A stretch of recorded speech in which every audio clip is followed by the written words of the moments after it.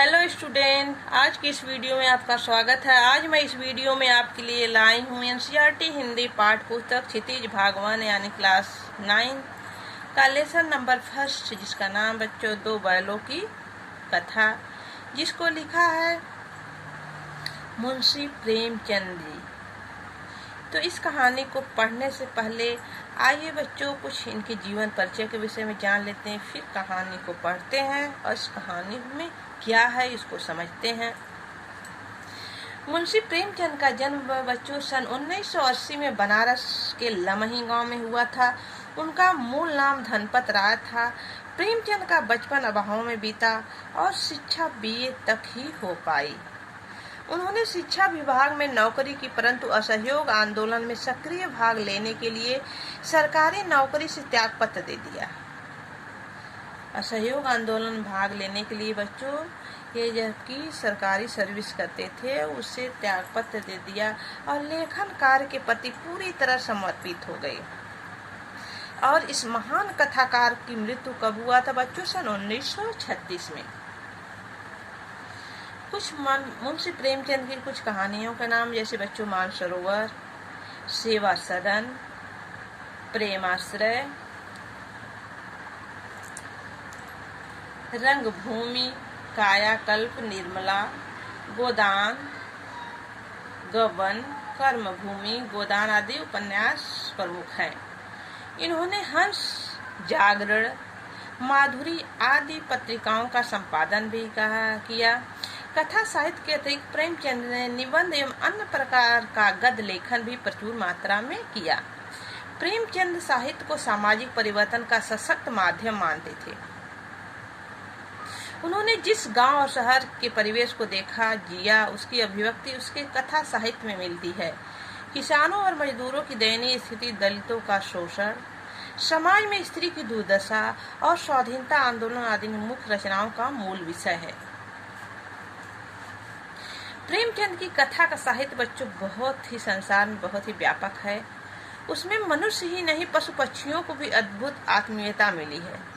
बड़ी से बड़ी बात को सरल भाषा में सीधे और संक्षेप में कहना प्रेमचंद लेखन की प्रमुख विशेषता है।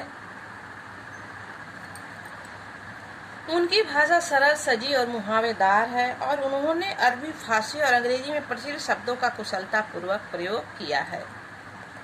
बच्चों, दो बैलों की आत्मकथा कथा के माध्यम से प्रेमचंद ने किस्सक, समाज और पशुओं के भावात्मक संबंध का वर्णन किया है। इस कहानी में उन्होंने यह भी बताया है कि यदि स्वतंत्रता सहज में नहीं मिलती तो उसके लिए बार बार हमको संघर्ष करना पड़ता है।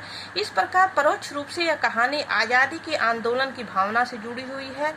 इसके साथ ही इस कहानी से प्रेमचंद के पंचतत्व और हितोपदेश की कथा की परंपरा का उपयोग और विकास किया गया है। दो बैलों की कथा। पहले बच्चों इस कहानी का हम थोड़ा सा सारांश बता देते हैं, फिर इसको विस्तृत रूप से हम पढ़ते हैं और समझते हैं।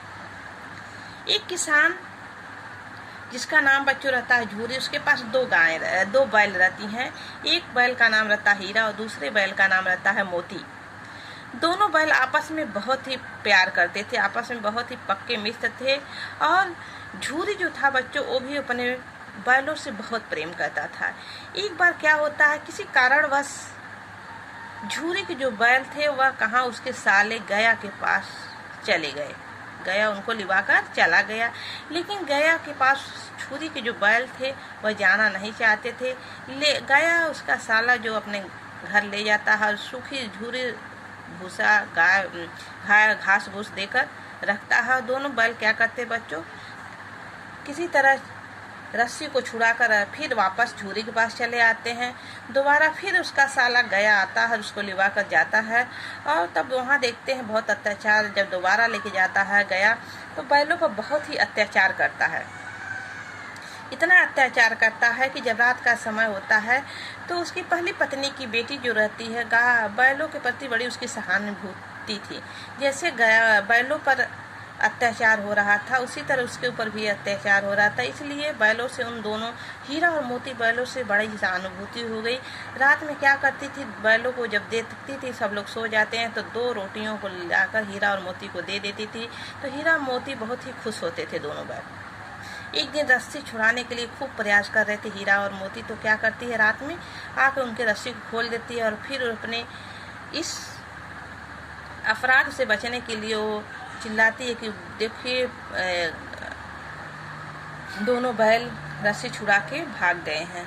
अब गया क्या करता है, उनके पीछे पीछे दौड़ता है, जब तक वो पीछे दौड़ता है और दोनों बैल क्या करते हैं बच्चों, भाग जाते हैं। और जाते जाते एक गाय एक मटर की खेत में जाते हैं, मटर खा ही रहे थे, अभी उनका पेट भी नहीं भरा था कि तब तक मटर के रखवाले जो आते हैं वह सारे जानवरों को इकट्ठा करके एक जगह बंद किए रहते हैं, वहीं ले जाकर इसको भी हीरा और मोती को बंद कर देते हैं। हीरा और मोती देखते हैं यहाँ बकरी है, गधे हैं, बहुत से जानवर, गाय हैं, इसमें सब बंद पड़े हैं। और क्या करता है, वह दीवार को तोड़ देता है, जिससे सारे जानवर उसमें से निकलकर भाग जाते हैं। लेकिन रह कौन जाता है, हीरा और मोती। वो दोनों नहीं जाते हैं। तो जब खेतों के रखवाले दबाते हैं, देखते हैं सारे जानवर, सुबह जब आके देखते हैं कि सारे जानवर उसमें से चले गए हैं, सिर्फ हीरा और मोती उन दोनों को नीलाम कर देता है। एक व्यापारी आता है, इन दोनों को खरीद के लिए अपने घर जब ले जाता है तो रास्ते में उसी रास्ते से गुजरता है जिस रास्ते में झूरी का घर रहता है। जब झूरी का घर देखते हैं हीरा और मोती दोनों, तो दौड़े दौड़े हीरा मोती उसके पास चले जाते हैं। और व्यापारी जब लेने आता है तो कहता है मेरा बैल है, तो व्यापारी कहता मैं इसे खरीद कर लाया हूँ। तब तक हीरा और मोती दोनों उस पर अटैक करने जाते हैं और व्यापारी भाग जाता है। और हीरा की पत्नी है जो उससे बाद में बहुत बैलों को प्यार करने लगती है, अपने गलती पर उसको पछतावा होता है। तो बच्चों, इस कहानी से हमको यही संदेश मिलता है कि हमको भी जानवरों से प्रेम करना चाहिए, किसी भी जानवर पर अत्याचार नहीं करना चाहिए। तो आइए इस कहानी को विस्तृत से पढ़ते हैं, फिर समझते हैं। जानवरों में गधा सबसे ज़्यादा बुद्धिमान समझा जाता है। हम जब किसी आदमी को परले दर्जे का बेवकूफ़ कहना चाहते हैं तो उसे गधा कहते हैं। गधा सचमुच बेवकूफ़ है, या उसे सीधेपन, उसकी नेरापत, सहिष्णुता से उसे यह पदवी दे दी है कि इसकी निश्चय नहीं किया जा सकता है। जानवरों में बच्चों आप सभी लोग जानते हैं कि गधे को बुद्धिहीन, मूर्ख समझा जाता है।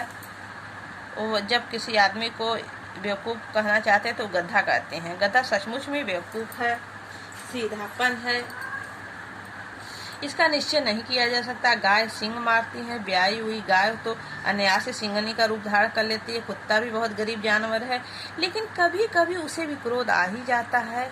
किंतु गधे को कभी क्रोध करते न सुना होगा न देखा होगा। जिसे चाहो गरीब को मारो, चाहे जैसी खराब सड़ी हुई घास सामने डाल दो, उसके चेहरे पर कभी असंतोष की छाया भी न दिखाई देखी। बैसाख में चाहे एकाध बार कुलेल कर लेता हो, पर हमने तो उसे कभी खुश होते नहीं देखा। उसके चेहरे पे एक विषाद स्थायी रूप से छाया रहता है। सुख दुख, लाभ हानि किसी भी दशा में उसे बदलते नहीं देखा।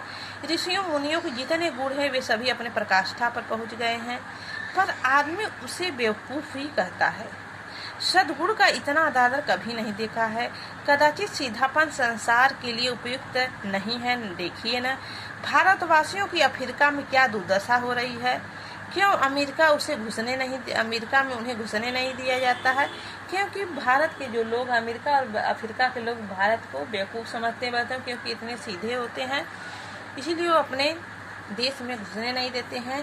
बेचारे शराब नहीं पीते हैं, 4 पैसे कुछ समय के लिए बचा कर रखते हैं तो तोड़ कर काम करते हैं। किसी से लड़ाई झगड़ा नहीं करते, 4 बातें सुनकर गम खा लेते हैं, फिर भी बदनाम है कहा जाता है। वे जीवन के आदर्श को नीचा करते हैं। अगर वे ईंट का जवाब पत्थर से देना सीख जाते तो शायद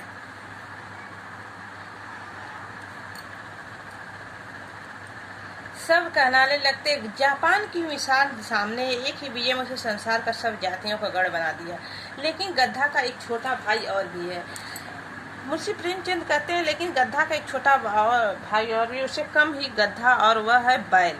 जिस अर्थ में हम गधे का प्रयोग करते हैं उसी से मिलते जुलते अर्थ में बछिया, ताऊ का भी प्रयोग करते हैं।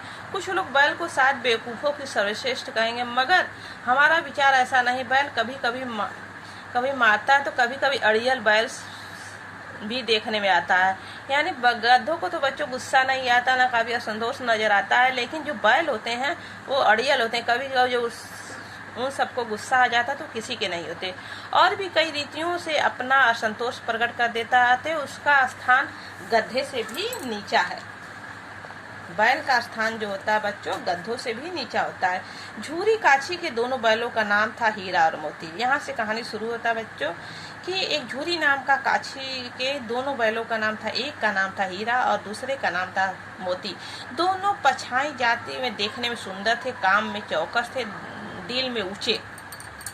जो हीरा और मोती थे बच्चों, झूरी के जो गाय थे वह काम में भी देखने में भी सुंदर थे, काम में भी चौकन्ने थे, यानी अच्छे काम करते थे और दिल में ऊंचे, और उनकी ऊंचाई भी अच्छी थी। बहुत दिनों से साथ साथ रहते भाईचारा हो गया था। दोनों बैलों में भाईचारे की भावना आ गई थी।